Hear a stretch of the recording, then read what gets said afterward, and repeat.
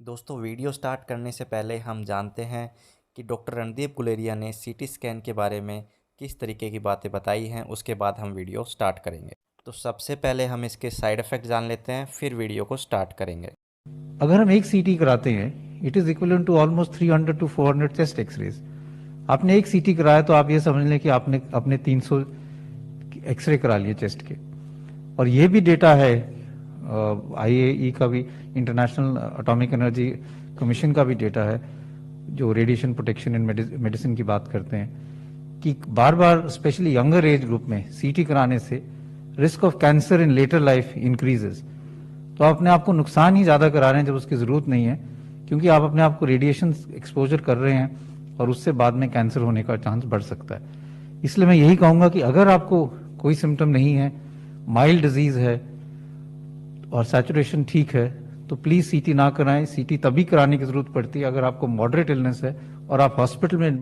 Hello दोस्तों, इस video में हम डिस्कस करेंगे कि सीटी स्कैन कैसे किया जाता है। सीटी स्कैन करते समय पेशेंट मशीन में किस प्रकार से लेटा होता है, क्योंकि कभी कभी क्या होता है कि कुछ पेशेंटों को मशीन में जाने से डर लगता है। तो इस वीडियो में हम दिखाएंगे कि जब सीटी स्कैन होता है तो पेशेंट मशीन में के अंदर किस प्रकार से लेटा होता है। इस वीडियो में हम ये भी डिस्कस करेंगे कि सीटी स्कैन कराने से पहले आपको किन किन बातों का ध्यान रखना है, क्योंकि सीटी भी दो प्रकार का होता है। एक प्लेन सीटी होता है जिसमें बिना दवाई के किया जाता है, और एक सीटी स्कैन होता है कॉन्ट्रास्ट सीटी स्कैन, जिसमें डाई दिया जाता है, कैनुला लगा के पेशेंट को उसमें डाई इंजेक्ट किया जाता है। तो हम दोनों के बारे में डिस्कस करेंगे कि पेशेंट को क्या क्या सावधानियाँ, क्या क्या प्रिपरेशन सीटी कराने से पहले रखनी चाहिए। तो सबसे पहले हम दिखाते हैं कि सीटी स्कैन में आप जाते हो तो वहाँ का जो सीटी स्कैन यानी रेडियोलॉजी में होता है ये, और वहाँ पे आपको क्या क्या सावधानी रखनी है। सीटी स्कैन के लिए आपको कहाँ पे जाना होता है, डायरेक्ट रूम में जाना होता है या फिर आपको डायरेक्ट टेक्नीशियन से मिलना होता है, इस वीडियो में हम आपको दिखाएंगे। दोस्तों, जैसे ही आप रेडियोलॉजी डिपार्टमेंट में जाते हैं तो सीटी स्कैन के रूम के ऊपर लिखा होगा सीटी स्कैन, और एक लाइट होगी। अगर ये रेड लाइट ऑन है तो इसका मतलब है कि अंदर रेडिएशन यानी स्कैन चल रहा है। तो और आप बोर्ड देखेंगे कि ऐसे कुछ बोर्ड लगे होंगे सीटी स्कैन के एरिया में, क्योंकि अगर प्रेगनेंसी है या प्रेग्नेंट होने के चांसेस हैं तो आप सीटी स्कैन या रेडिएशन एरिया में नहीं जा सकते। आपको इस प्रकार के कुछ बोर्ड दिखाई देंगे जिस पर लिखा होगा कि pregnant womens are not allowed.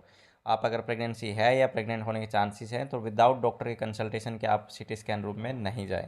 ये है दोस्तों सीटी की मशीन। ये जो बोर्ड देख रहे हैं इसमें पेशेंट जाता है, और ये जो आप नीचे देख रहे हैं ये टेबल है। इस पे पेशेंट को लिटा के फिर इसको ऊपर उठा के बोर के अंदर ये टेबल जाती है। दोनों तरफ से ओपन मशीन होती है, इसमें कोई ज़्यादा क्लोस्ट्रोफोबिक ऐसा कुछ होता नहीं है।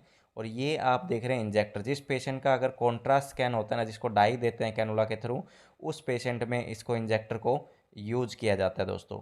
अब हम बात करेंगे दो प्रकार के सीटी स्कैन हैं। एक प्लेन स्कैन किया जाता है, दूसरा स्कैन होता है दोस्तों जिसमें कॉन्ट्रास्ट दिया जाता है यानी डाई दी जाती है। तो प्लेन स्कैन के लिए पेशेंट को कोई प्रिपरेशन की ज़रूरत नहीं होती है। पेशेंट नॉर्मल डेली रूटीन में जाके अपना सीटी स्कैन करा सकता है। लेकिन दोस्तों, अगर आपका कॉन्ट्रास्ट सीटी स्कैन लिखा है यानी आपका डाई वाला अगर सीटी स्कैन लिखा है, तो उसके लिए जो पेशेंट होता है उसको कम से कम 4 से 6 घंटे की फास्टिंग ज़रूरी है। यानी सीटी स्कैन कराने से पहले आप 4 से 6 घंटे की फास्टिंग होना ज़रूरी है।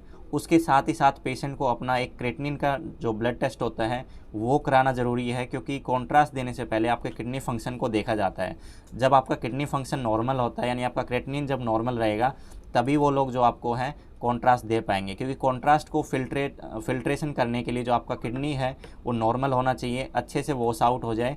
इसलिए आपको कॉन्ट्रास्ट सीटी स्कैन कराने से पहले किडनी फंक्शन टेस्ट कराना ज़रूरी है, और 4 से 6 घंटे की आपको फास्टिंग की ज़रूरत है दोस्तों।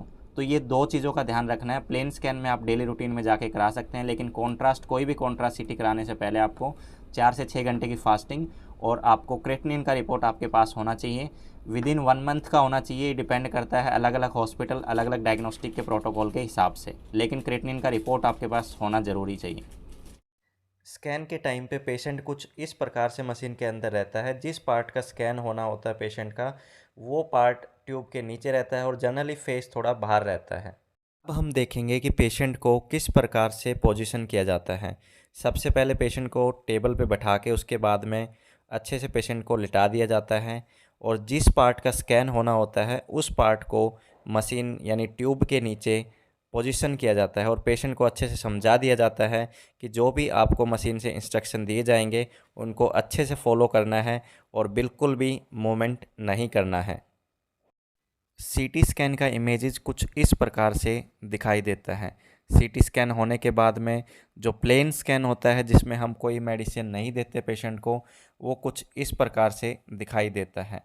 हमें किसी भी आर्टरी या फिर किसी भी वेसल्स हमें वाइट नज़र नहीं आएगी। ये जो इमेजेस हैं वो कॉन्ट्रा सीटी स्कैन की हैं, यानी पेशेंट को डाई दिया गया है। जैसा कि आप देख रहे हैं जो वेसल्स हैं, जो आर्टरीज हैं पेशेंट की, वो सारी वाइट हो गई हैं। किडनी की आर्टरी, लीवर की आर्टरी, वो सब हमें वाइट दिखाई दे रही हैं। तो कॉन्ट्रास्ट देने में और प्लेन स्कैन में ये डिफरेंस।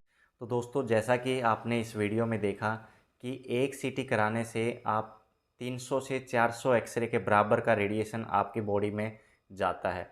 तो दोस्तों, सीटी स्कैन आपको तभी कराना चाहिए जब आपको कोई डॉक्टर एडवाइस करता है। जितने सीटी स्कैन के फ़ायदे हैं उससे ज़्यादा कहीं अगर आप अनवांटेड सीटी स्कैन कराते हैं तो उसके नुकसान भी हैं। दोस्तों, सीटी स्कैन के अंदर रेडिएशन होता है, जैसा कि हम सब जानते हैं। जो सीटी स्कैन होता है वो एक्सरे बेस्ड होता है। सीटी स्कैन के अंदर एक्सरे ही होते हैं और कंटिन्यूस एक्सरे बॉडी पे आपके पड़ते हैं। तो सीटी स्कैन के जितने फ़ायदे हैं उससे उतने ही नुकसान भी हैं अगर आप बिना ज़रूरत के सीटी स्कैन कराते हैं। तो जब भी आप सीटी स्कैन कराएं, आप डॉक्टर के कंसल्टेशन के बाद ही कराएं, डॉक्टर के एडवाइस पे ही कराएं। बिना किसी डॉक्टर के एडवाइस के या किसी दोस्त के कहने से आप डायरेक्ट सीटी स्कैन नहीं कराना चाहिए। तो दोस्तों, ये थी कुछ जानकारियाँ सीटी स्कैन के बारे में। और ख़ासकर जो फीमेल्स होती हैं, जो प्रेग्नेंट महिलाएं हैं या फिर प्रेगनेंसी होने के चांसेस रहते हैं, उन महिलाओं को एक्सरेज या फिर रेडिएशन एरिया से दूर रहना चाहिए। ऐसे एरिया में जाने से पहले आपको जो भी वहाँ पे डॉक्टर या फिर टेक्नोलॉजिस्ट है उनको इन्फॉर्म कर देना चाहिए कि आप प्रेग्नेंट हैं या फिर हमें प्रेगनेंसी होने के चांसेस हैं। क्योंकि प्रेग्नेंट महिलाओं के या प्रेगनेंसी होने वाले चांसेस होने वाले फीमेल्स का सीटी स्कैन या एक्सरे नहीं किया जाता जब तक कि कोई इमरजेंसी केस ना हो। तो दोस्तों, अपना ख्याल रखें और ऐसी और वीडियो के लिए हमारे चैनल को सब्सक्राइब कर लें और अपने दोस्तों में शेयर ज़रूर करें। धन्यवाद दोस्तों।